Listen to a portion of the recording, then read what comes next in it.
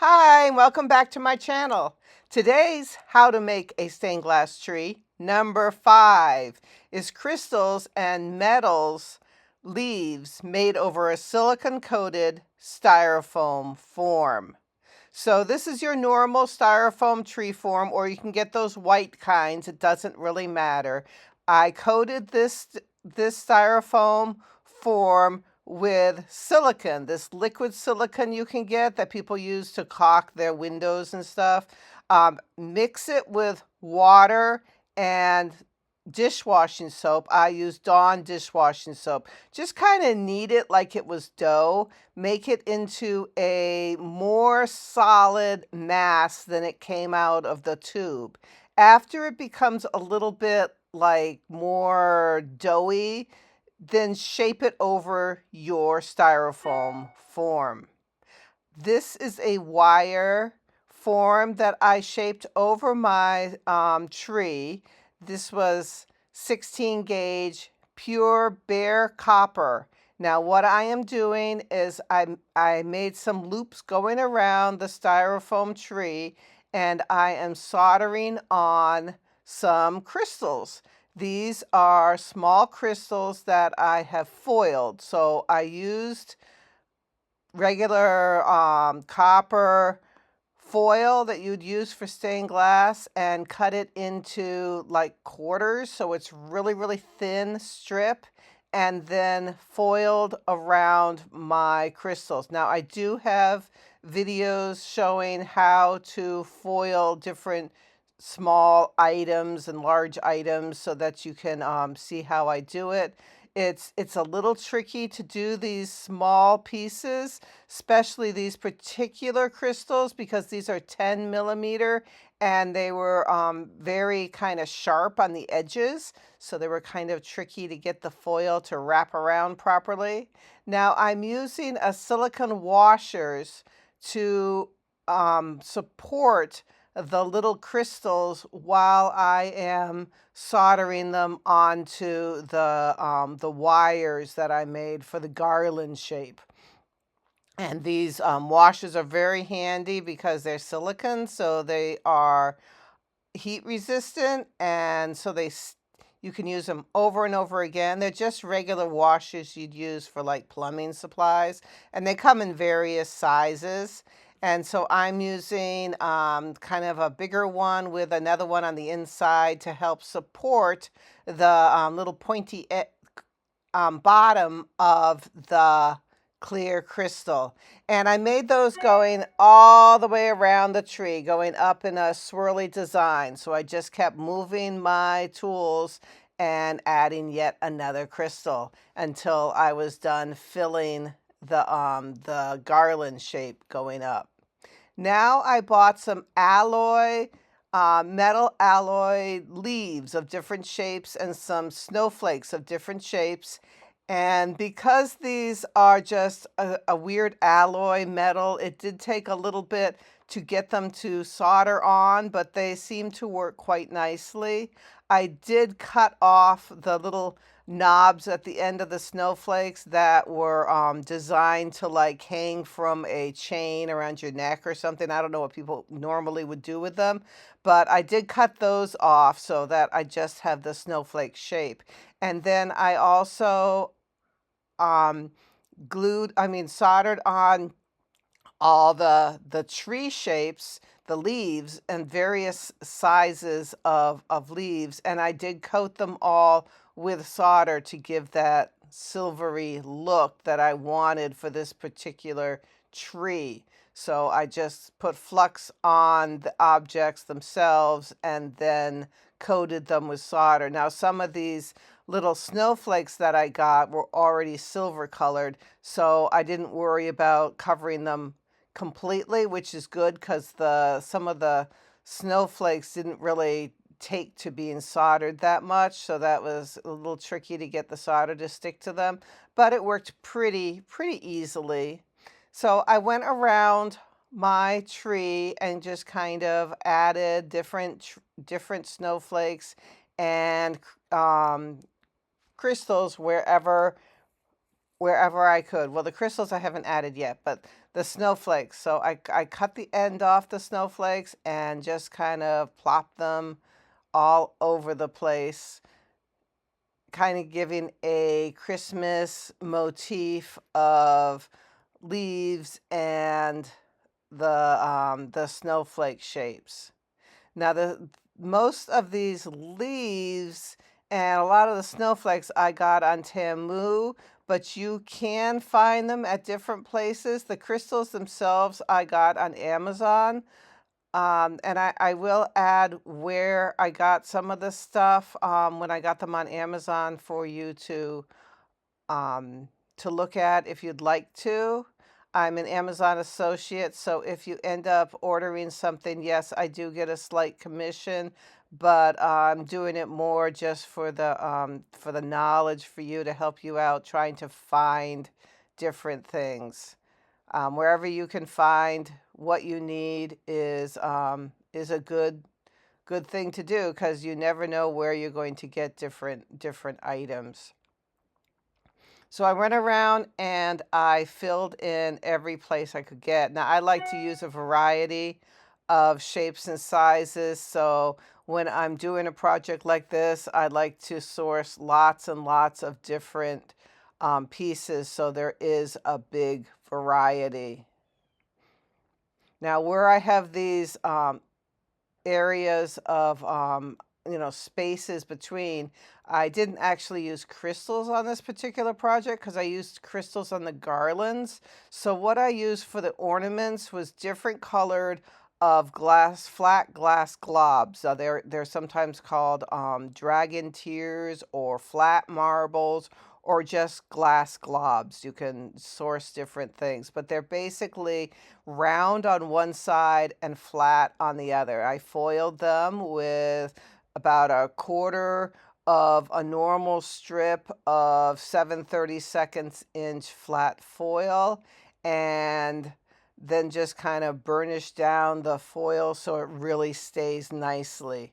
Now I am making the topper. So I wanted a kind of a star-shaped topper for this one. So what I did was I bought some chandelier crystals and some round bead crystals. So they come in different sizes and shapes. What I'm trying to do here is solder. I wired them together and now I'm soldering them into a loop, a circle. I did wrap the chandelier type crystals at the bottom, as you can see, with foil.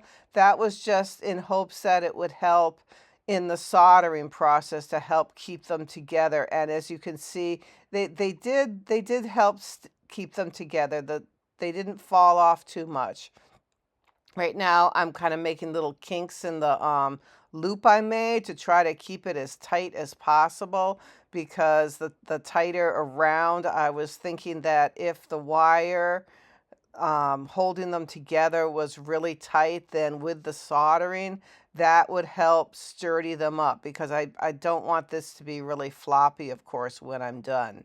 Now, I also wanted this to be three-dimensional, so I soldered on another wire and then added some more of the round beads and the crystal shapes and made like a little arch with them. Now I'm trying to get the little guys to stay upright. This was a little tricky, which is one of the nice things about having that foil wrapped around the base of it, was it did help hold it there. Then I soldered the other end and that kind of made that little arch.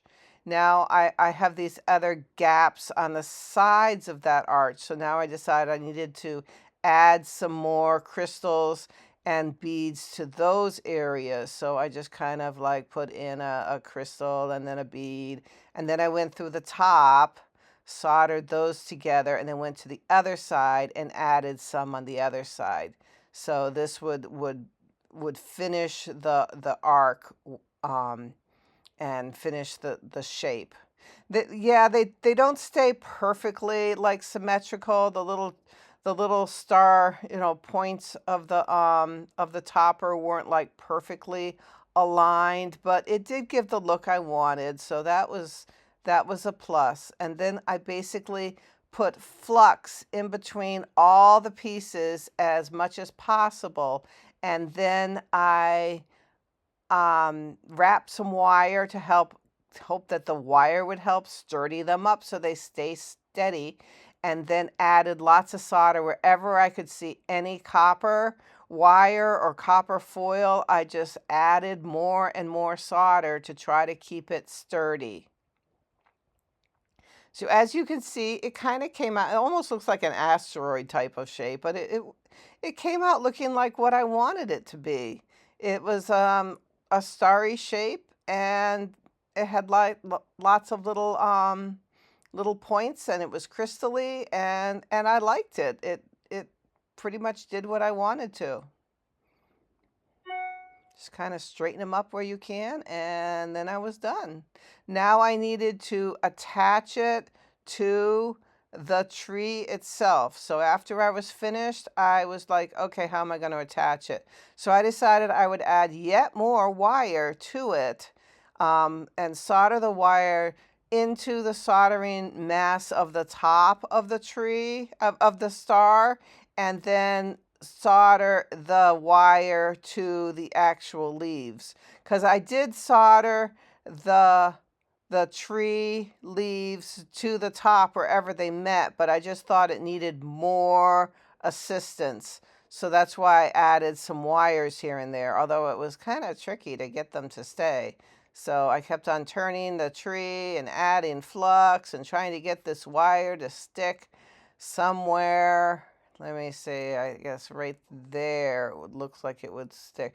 So after you solder, if you let it cool down just a little bit, then it'll stay. And then I bent the wire and made the wire kind of follow the contour of a leaf so that I could use that wire to help hold it all together, and then solder that on. And I did that in a number of places to help keep it all together. Then I covered up the wire with some solder so that it kind of blended in with the rest of the project. So, whatever works, this worked for this project. Maybe there's a different way that you can attach it on a different one. But I just wanted it to be sturdy enough so that it would stay where I wanted it to be. And of course, you do wash your project between different steps that you do, because that'll keep it clean, and it'll get the goo off of it, and it'll make it easier to work with. So this was just an old piece of wire that I just had, left over from some other project. About a 20 gauge, because that's 20 gauge is nice because it's not too thin, so it's pretty sturdy, but it's also very, very bendable. So that's what I wanted. I wanted a wire that I could manipulate quite easily. Obviously, it's bare copper, so it will take solder really easily, and I can just cover it with solder when I'm done. So after putting a bunch of these on and holding it sturdy, it seemed to really hold the star topper onto the tree nicely.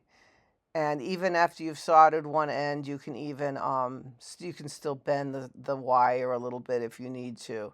But it just kind of all blended in nicely. And here is the tree when it's done. I thought it was a very pretty tree. I really liked it. I ended up putting white lights in it, so it had a really bright, happy, crispy look. That's like without the lights, and then that's with the lights. I thought it was very pretty, and I will pick it up right now and I will turn it around so you can see the different sides, and the pretty globs of different colors interspaced around it really added to it. And I like the garland look. The garland, you just got to be really careful when you're foiling something with really thin foil, that if you heat it up a lot, some of the crystals popped off and I had to put them back on. So that was a little bit tricky. But it was a lot of fun, and thanks for watching. And please subscribe so you don't miss any of my other tree videos, and I'll have some more coming up soon. Bye-bye.